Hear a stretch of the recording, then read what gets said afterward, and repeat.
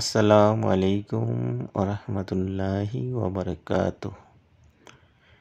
Islamic live চ্যানেলে আপনাদের স্বাগত।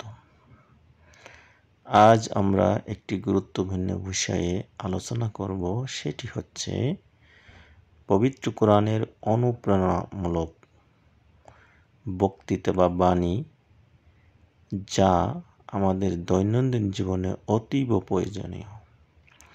আমরা সেগুলো জেনে যদি আমরা মেনে চলার চেষ্টা করি, তাহলে আল্লাহর প্রিয় পাত্র হয়ে যাব ইনশাল্লাহ।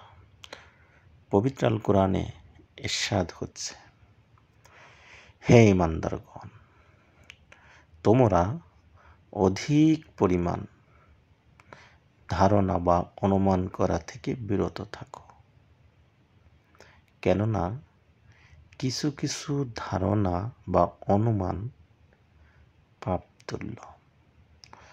তোমরা গুপ্তচর বৃত্তি অথবা কারো গোপন তথ্য অনুসন্ধান করো না এবং একে অপরের নিন্দা বা পরনিন্দা বা পরচর্চা বা গীবত করো না। সূরা হুজুরাত আয়াত 12। এই আয়াতে 3টি বিষয়ে আমাদের নির্দেশ দিচ্ছেন। সেটি হচ্ছে, 1, তোমরা অধিক পরিমাণ ধারণা বা অনুমান করো না মানুষকে নিয়ে।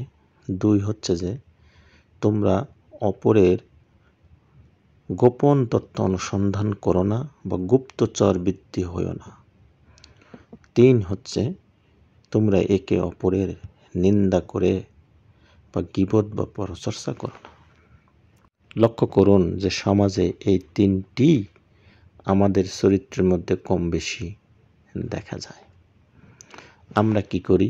কোনো ঘটনা ঘটলে বা কোনো কিছু হইলে বা সমাজে বা রাষ্ট্রে বা পরিবারে বা আত্মীয়স্বজনের মধ্যে কোনো কিছু যদি ঘটে, অনুমানের উপর ভিত্তি করে সন্দেহজনক করে পরিবারে এমন সব কথাবার্তা বলি যা সমাজে অশান্তি সৃষ্টি করে, পরিবারের মধ্যে স্বামী স্ত্রী বা পরিবারের লোকজনের মধ্যে অশান্তি সৃষ্টি করে, সন্দেহমূলক ধরে যে এই কাজটা উনি করেছেন, আসলে সে করে নাই, অথবা এই কাজটা ওর দ্বারাই হয়েছে, উনি আমার ক্ষতি করেছেন, আসলে যার কোনো বাস্তব প্রমাণ নাই।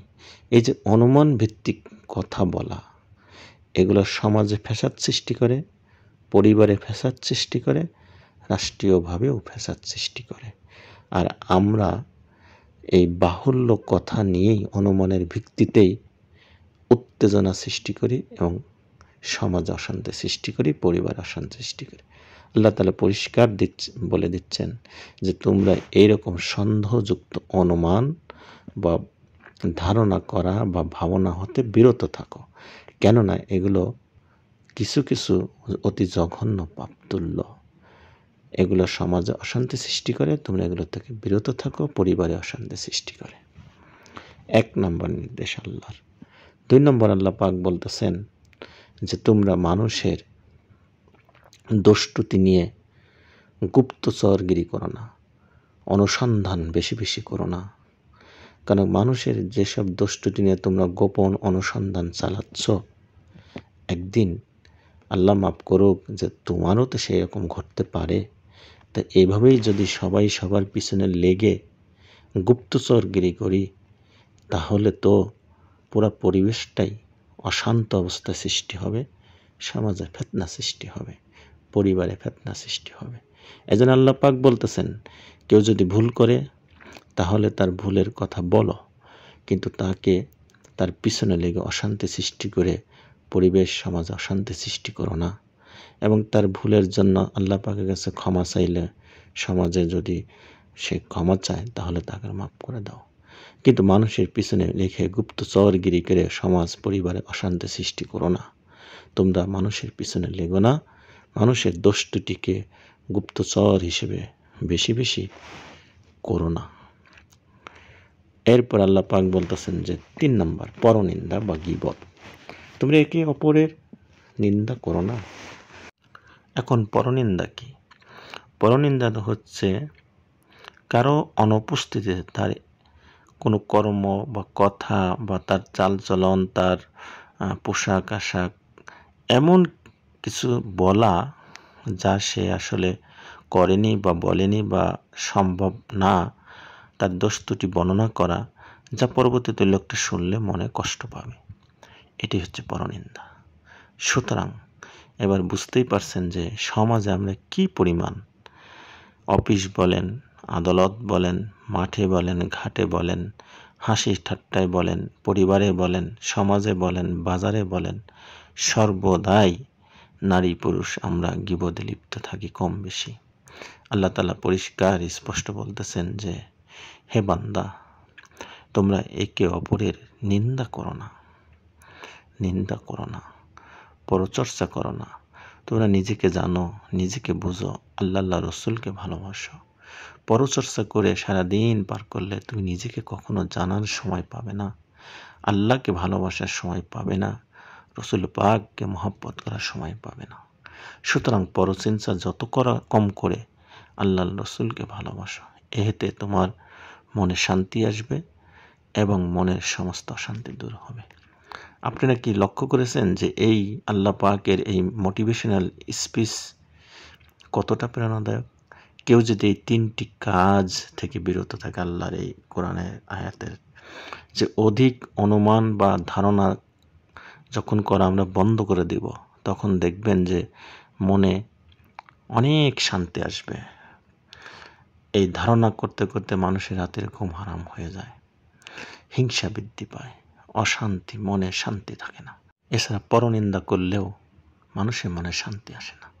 এক কথা আল্লাহ পাক যে 3টি কথা বলেছেন এখানে, অধিক অনুমান বা ধারণা করা থেকে সমাজ বা পরিবারে বন্ধ রাখো, এবং মানুষের পিছনে লেগে মানুষকে তোমরা হেয় করে সমাজে ফিতনা সৃষ্টি করো না, একে অপরের পিছনে গীবত করো না। এই 3টি কাজ মন ও শরীরের উপর প্রচণ্ড এফেক্ট করে। আমরা যদি আল্লাহ তাআলার এই 3টি মোটিভেশনাল স্পিচ আমরা যদি বাস্তব জীবনে মেনে চলতে পারি, তাহলে আমরা শারীরিক, মানসিক এবং আর্থিক উন্নতি করে আল্লাহকে আমরা লাভ করার পথে অগ্রসর হয়ে যাব। আসুন আমরা সকলেই চেষ্টা করি এগুলো মেনে চলার, যে অনুমান বা ধারণা করা থেকে বিরত থাকি, বেশি বেশি ধারণা করার থেকে আমরা বিরত থাকি, মানুষের পিছনে লাগা গুপ্তচরগিরি থেকে বিরত থাকি এবং পরচর্চা বা গীবত থেকে বিরত থাকি। আল্লাহ তাআলা আমাদের সবাইকে বোঝার তৌফিক দিন, সত্য জেনে সত্য মেনে আল্লাহর অনুপ্রেরণামূলক কথাগুলো মেনে চলার আমাদের তৌফিক দিক। আমা তৌফিক ইল্লা বিল্লাহ। আসসালামু আলাইকুম। আমাদের এই ভিডিওটি যদি ভালো লাগে তাহলে আমাদের সাথেই থাকুন, আমাদের চ্যানেলটি সাবস্ক্রাইব করুন। ইসলামী নিত্য নতুন সহজ সরল বাণী পেতে আমাদের সাথেই থাকুন। সকলকে অসংখ্য ধন্যবাদ।